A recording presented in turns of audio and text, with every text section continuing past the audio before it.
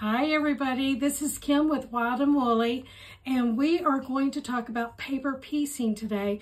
And the reason why we want to talk about it is this is our block for row by row for 2024. I have to remember which year I'm in, 2024.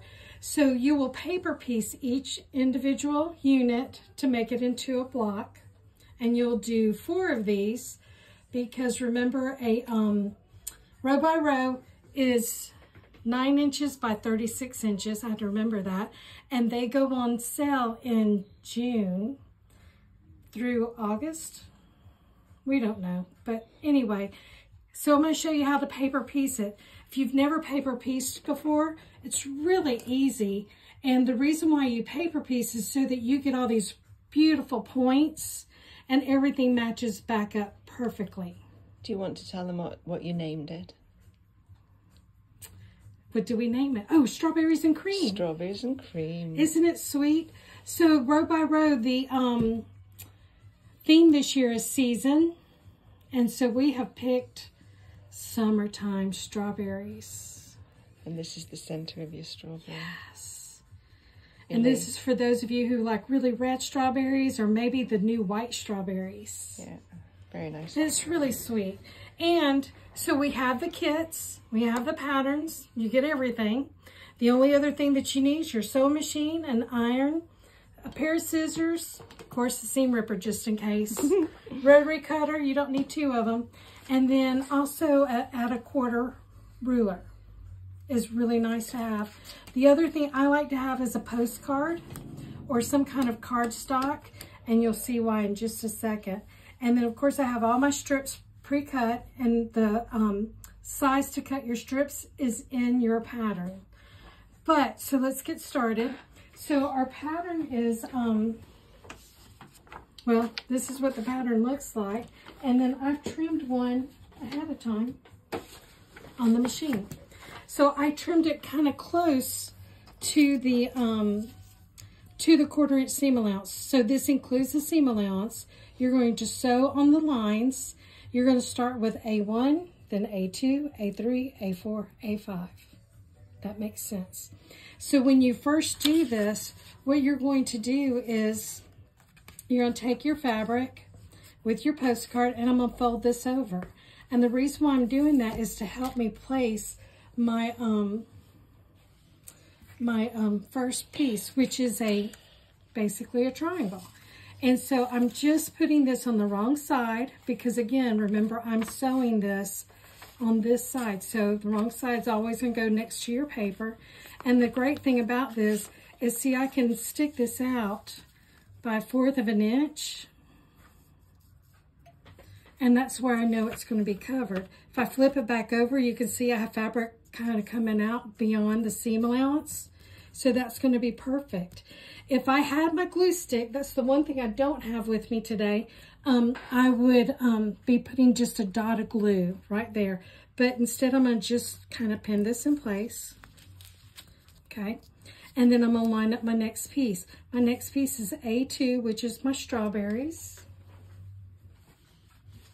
Oh, good thing you're here. So on this one, I'm just going to lay it down right here.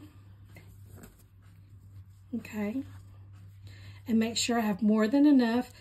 Again, you do waste, but you'd rather waste than it not cover up what you need. Okay. And you have sufficient fabric to waste a little. And you do. So I'm going to just flip this over. Remember, I already know this is sticking out 1/4 of an inch, so I'm going to put it here. Now this is wider than what I need, and I'm going to give you one little hint.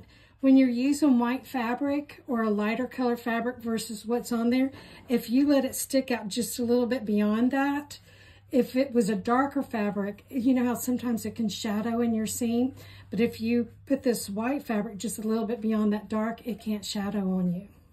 And you see, I just am going to kind of center this, hold it all together, come over to my sewing machine, and I'm going to sew right on the line. I'm going to verify that everything's coming over because it can get twisted. And I'm going to sew off the seam and come onto here. And I'm going to put my foot down so I can make sure it's going. I've changed my stitch length to 1.5. And then when I get to here, I like to do a locking stitch so that just it holds it together a little bit better in case when I'm tearing off the paper, I don't mess up my seam allowances. And it's just gonna sew. And why did you change your stitch length to 1.5?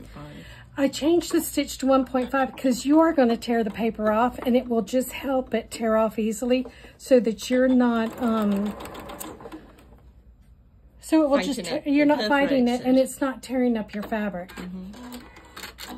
So see, that's the first one. Again, remember these were right sides together, and I sewed on the line. Easy, easy peasy. And then I'm going to press it, and you want to dry iron. And you can see we got the perfect setup going here with the ironing station and the cutting station near me.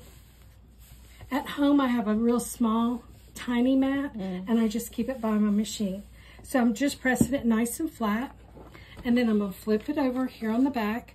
Now I'm going to sew between A2 and A3, but I need to get my 1/4 of an inch again, so I'm going to put this here on the line, my postcard, flip it, fold it down, use my add a 1/4.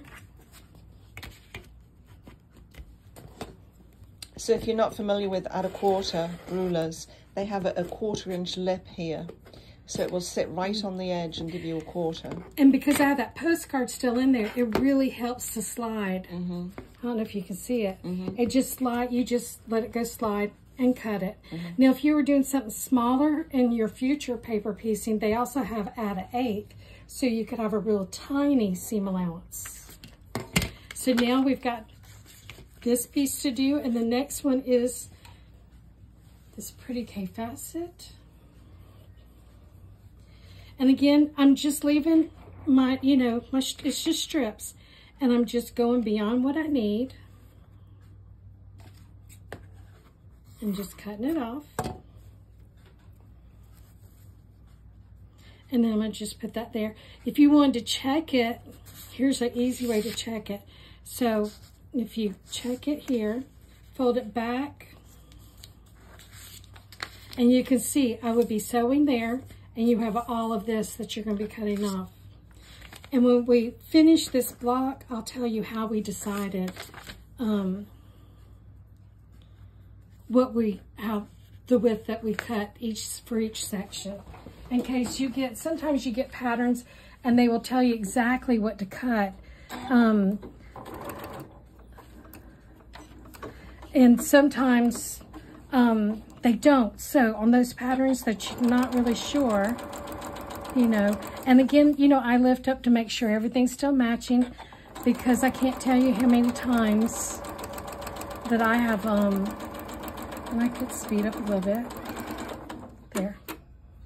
And I didn't do the back stitch, but that's okay. It's still going to be fine. Again, we're at 1.5, so it would be hard for it to come undone.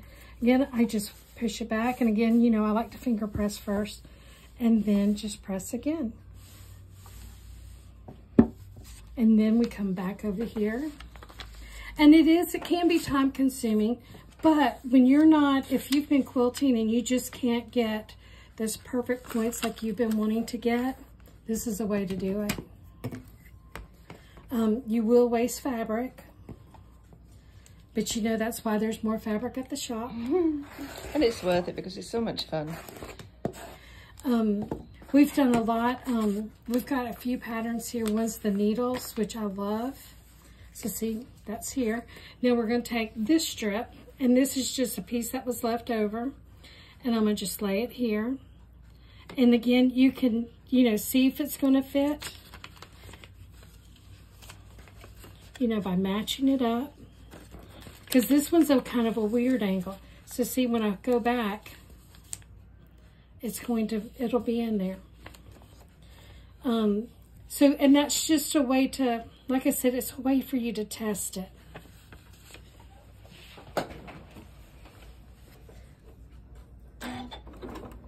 Oops, hold on one second. I'm not starting it in the right place. There. And if you see, I just stopped it because I knew this is basically sewing it from point to point. And back over. And you're going to try and sew it on the line as best you can. Apparently, I can't stay on the line. What does that say about me? It says you're like the rest of us.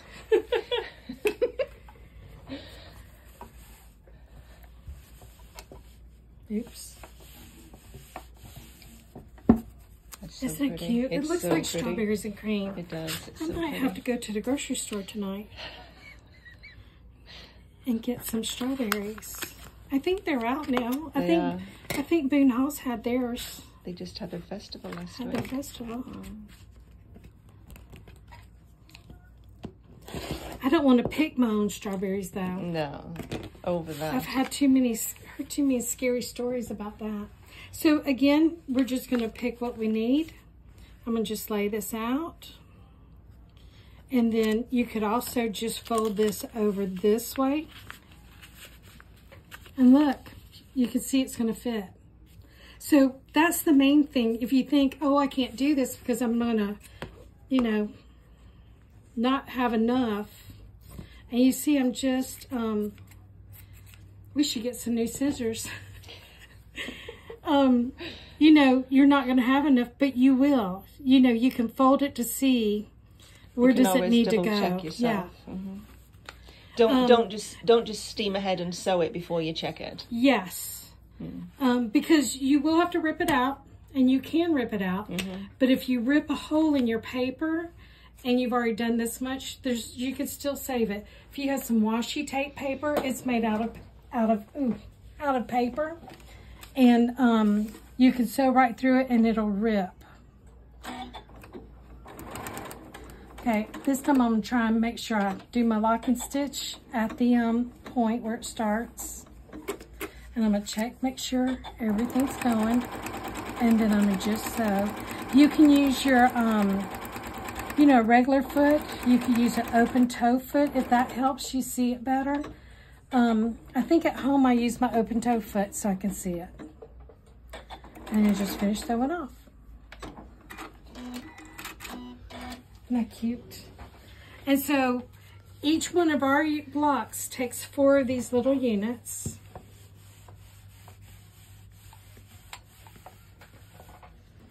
Press it and press it and press it. So, and what you're going to do is you want to turn it down 1/4 of an inch from the black line. And I am using my rotary cutter. I'm going to cut through it twice since it's so thick. And, you know, you can also use your square up ruler because we know we want this to be 4.5. No, we don't. We want it to be 5 inches so that it can be... Is that right? Yes, because you need both of these. We want it to be 5 inches, so yes.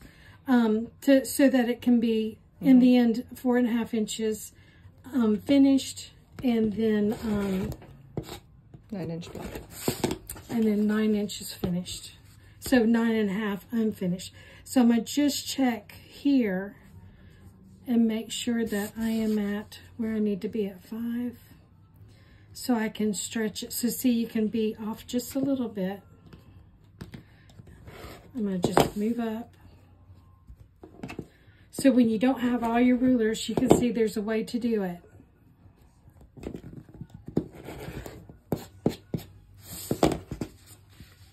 And then I'm going to do the same thing here.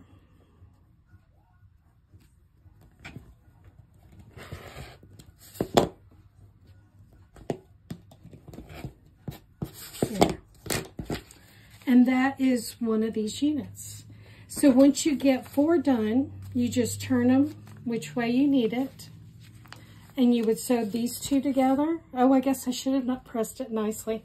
So we sewed these 2 together, and that should be going to one side. Sorry, see, this is what you need to know. Oh, that one did good. So press one to one side, one to the other. Then you sew them together with the paper on, of course. And then you'll rip all the paper out and press it. It could either press... You could press this one open, or you could do it real jig-jaggedy like I did, or press them all going the same way. And so you'll do 4 of them. Like, she's trying not to laugh at me. You do 4 of them for each one. And our quilt will have 4 in a row. And it's going to be cute. It's going to be cute. It's going to be really cute. So make sure you participate in row by row if you want to. The neat thing about it, I want to say you have to get 8 different kits or 8 different patterns from 8 different shops. And you put it all into one quilt. And if you take it back into the participating shop, if you're the first person, you get a prize. You do. And that's all I know.